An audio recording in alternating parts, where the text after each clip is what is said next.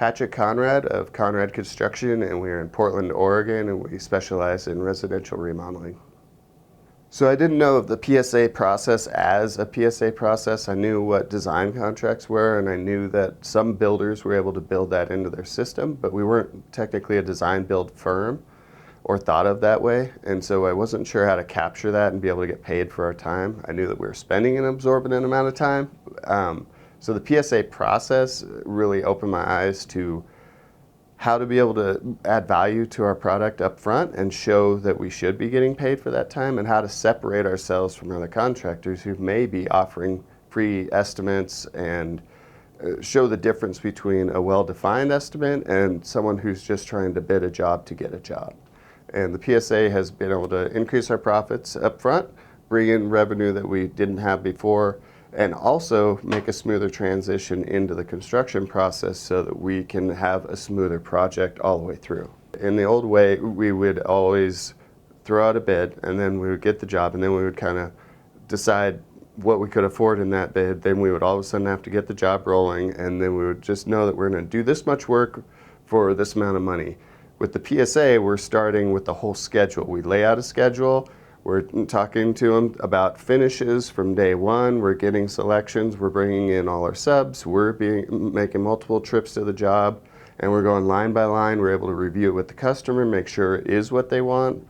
And then by the time we actually get there, we've already got a well-defined scope of work. We know what selections are. They're not deciding on the fly all the time. By the end of the job, we've been able to stay on schedule and stay on budget, which is highly important.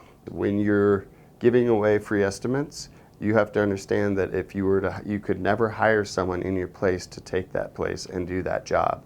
That means that if you're not valuing that time, that it'll never be valued in the future, and you will always be stuck doing that. And so when you decide to hire someone and put them in that place, if you make it to that position, then all of a sudden you've just added a huge bill on top of your monthly that you may not have accounted for, and that is going to be a huge burden on your bottom line. And you have to plan for it years in advance. If you've got jobs that take 6 months to a year, and it takes you 3 to 6 months to build that budget or get that job into production, that means you needed 2 years of planning to get to that point. I'm able to be with my family more and do the things like coaching their little league. At work, I'm less stressed out, and I'm able to focus on a higher level. You want to understand how much you need to make every day just to keep the company running, and you also want to understand how many jobs you have lined, and if you need to get more jobs, say a year and a half down the road, to make sure that you're always going to have the amount to cover your overhead to keep the business running, and to keep, ideally, to keep you making a profit at the same time. I spent 2 days working on a bid that I didn't get $1 for, and that happens over and over, and it's kind of expected. And all that time has to come from somewhere. We all get the same amount of time. We don't get any extra. And so it's how we spend it. And if we're spending all our time giving stuff away for free, it doesn't make a lot of time for us to make money or to have that valuable quality time with our family.